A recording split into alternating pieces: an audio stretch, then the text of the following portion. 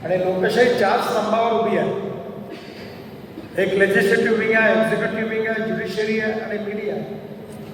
आणि संविधानामध्ये प्रत्येकाचे कर्तव्य, जबाबदारी आणि अधिकार हे स्पष्ट केलेले आहे. आणि आपण त्याचा विचार करू की ते आपण काय बोललो तर काय याचा विचार न करता जे समाजाच्या हिताकरता आहे, जे देशाच्या हिताकरता आहे, ज्याला मला प्रामाणिकपणे मला ते वाटतं की योग्य आहे, त्याप्रमाणे हे म्हणण्याचं विचार स्वातंत्र्य आपल्याला संविधानाने दिलेलं आहे. समाज बदलत असतो. जे काल आहे ते आज नाही, आज आहे ते उद्या. विज्ञान, तंत्रविज्ञान, इनोव्हेशन, रिसर्च, सक्सेसफुल प्रॅक्टिसेस त्याला आपण नॉलेज म्हणतो. आणि ज्ञानाचं रूपांतर देशमध्ये करणं आपलं भविष्य आहे. पण ज्ञानार्जन करीत असताना केवळ भौतिक प्रगती आणि विकासाकरता ज्ञान आवश्यक नाही आहे, तर ज्ञानाच्या प्रगल्भतेतून आपले इतिहास, संस्कृती आणि विरासत याच्या आधारावर मिळालेलं जे मूल्यांनिष्ठ जीवन पद्धतीचं ज्ञान आहे, जे आपण मानणाऱ्या अनेक धर्मापासून आपल्याला मिळालेलं आहे, त्या विचारातून आपला व्यवहार ऐकणे हे खरं बनण्याची गरज आहे. आपण बोलतोय आणि करतोय.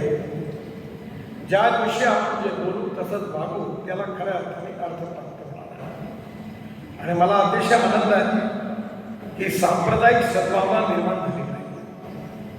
आणि ही सद्भावना निर्माण व्हायची असेल ती याकरता शिक्षणाच्या माध्यमातून असेल, त्याचबरोबर आपल्या धार्मिक व्यवस्थेमधून असेल, ज्यांच्याकडे त्याची जबाबदारी असेल त्यांनी सद्भावनेकरता सगळ्यात जास्त प्राथमिकता दिली पाहिजे.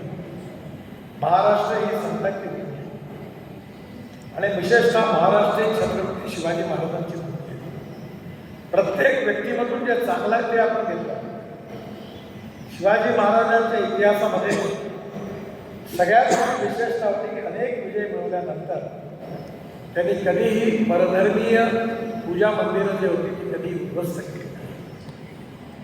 विरोधी पक्षामध्ये असणाऱ्या ज्या महिला असतील त्या शरण आल्या असतील, त्यांचा सन्मान केला आणि त्यांना आपल्या घरी वापस मागला. म्हणजे एका अर्थाने त्यांनी आदर्श राजाचा परिचय करून दिला.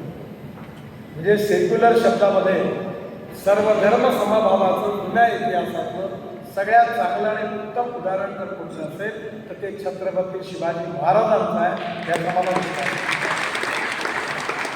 आणि म्हणून शिवशाही किंवा रामराज्य महात्मा गांधींनी ते खऱ्या अर्थाने सामाजिक सद्भावाचं, सांप्रदायिक सद्भावाचं युग खऱ्या अर्थाने सुरू होणार असेल, जात, पंथ, धर्म, भाषा आणि सेक्सच्या आधारावर कुठलेही डिस्क्रिमिनेशन होणार नसेल आणि सगळ्यांना समान न्याय म्हणून समान विकासाच्या संधी मिळणार असतील आणि प्रत्येकामध्ये मी नेहमी म्हणतो की गुणवत्तेवर कोणाचं पेटेंट नाही आहे.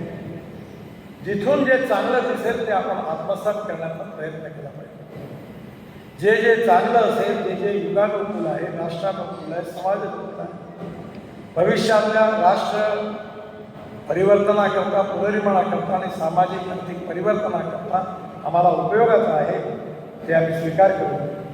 प्रश्न त्या विचाराचा किंवा त्यामागे सांगणाऱ्या फिलॉसॉफीचा नाही आहे, तर ज्या समाजाचं आम्ही परिवर्तन करू इच्छितो, ज्या समाजाला खऱ्या अर्थाने प्रगतिशील, समृद्ध, संपन्न करू इच्छितो, राष्ट्राला खऱ्या अर्थाने विश्वगुरू बनवायचे आमचं स्वप्न असेल, तर त्या सर्व चांगल्या गोष्टी ज्या आहेत त्या मी तर अंतर्भावात माझ्याकडे आत्मसात करीनच, पण समाजातल्या प्रत्येक माणसाच्या जीवनामध्ये त्या पेनिट्रेट झाल्या पाहिजे याकरता प्रयत्न करीन, अशा म्हणणाऱ्या थिंकर, विचारवंतांची समाजाला गरज आहे. आणि म्हणून अशाच पद्धतीने आपल्या जीवनामध्ये विशेषतः हे जे विश्वशांती केंद्र आहे, संपूर्ण विश्वाचं कल्याण झालं पाहिजे. जे ज्ञानेश्वरांनी ज्ञानेश्वरीमध्ये आणि पसायदांना सांगितलं त्याचा आधार घेऊन या विश्वनाथ कराड साहेबांनी आणि आज आता डॉक्टर पठाण साहेबांनी सगळ्यांनी त्यांना सहकार्य करून हा विश्व कल्याणाचा, विश्वाचं कल्याण आहे. दुरितांचे वीर जावो, विश्व सदर्भ सुरेख राहावं, म्हणजे प्रत्येक वाक्यामध्ये जो अर्थ आहे तो विश्व कल्याणाचा आहे, मानव कल्याणाचा आहे, मानवतेचा आहे आणि समाज कल्याणाचा आहे. मला अतिशय आनंद आहे की डॉक्टर पठाण साहेबांनी आपल्या जीवनामध्ये सातत्याने जे लेखन लिहिलं ते याचा अनुषंग त्याचा बेस हाच होता. आणि यामधून त्यांनी सांप्रदायिक सद्भाव, सामाजिक विषमता दोन्ही मुक्त होऊन समाजाचं एकीकरण होऊन हा समाज जात, पंथ, धर्म, भाषेच्या आधारावर विभाजित झालेला आहे, हा एकसंघ झाला पाहिजे. या समाजामधले जे वाईट दोष आलेले आहेत ते दूर झाले पाहिजे आणि सगळ्यांच्यामध्ये हा सांप्रदायिक सद्भाव निर्माण होऊन आपला देश सुखी, समृद्ध, संपन्न झाला पाहिजे, विश्वगुरू झाला पाहिजे. ज्ञानेश्वरांच्या भाषेत खऱ्या अर्थाने विश्वाला मार्गदर्शन करणारा विश्वगुरू असा देश झाला पाहिजे, या भावनेने त्यांनी सातत्याने काम केलं. आणि त्यांच्या जीवनावरच हे पुस्तक त्यांच्या अनुभवातून लिहिलेलं आहे. त्यांच्या काळामध्ये आमच्या विदर्भातले मोठे संत राष्ट्रसंत तुकडोजी महाराज फार सुंदर साहित्य होते. अतिशय प्रखर शब्दामध्ये ते वर्णन करायचे. मनी नाही भाव म्हणे देवामध्ये भाव, देव अशानं भेटायचा नाही रे, देव बाजारचा भाजीपाला नाही. दगडाचा देव त्याले वज्राचे देव, मातीचा देव त्याले पाण्याचे देव, सोन्या चांदीचा देव त्याले चोराचे देव, देव अशानं भेटायचा नाही रे, देव बाजारचा भाजीपाला. प्रधानांनी आपल्या पठाण साहेबांनी विद्यापीठात असताना संत तुकडोजी महाराजांचं नाव आमच्या विद्यापीठाला मिळालं, गाडगे महाराजांचं नाव अमरावती विद्यापीठाला मिळालं. आणि विद्यापीठामध्ये तुकडोजी महाराजांची एक सुंदर त्यांचं गीत प्रार्थना मला वाटतं फुलांच्या काळात सुरू झाली. या भारताचा बंधुभाव नित्य वसू दे, देव वरची असा दे, हे सर्व पंथ संप्रदाय एक दिसू दे, मतभेद नसू दे, या भारताचा बंधुभाव नित्य वसू दे.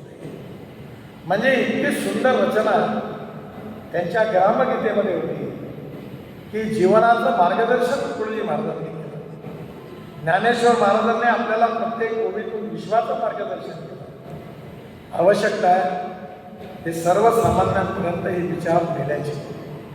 कारण मगाशी मी जसं सांगितलं की विचार भिन्नता प्रश्न नाही आहे, विचार शून्यता प्रश्न आहे. जे व्हायचं आहे ते होईल, पण ज्या सिद्धांताशी, ज्या विचाराशी माझी कटिबद्धता आहे त्याच्याशी मी कॉम्प्रोमाइज करणार नाही.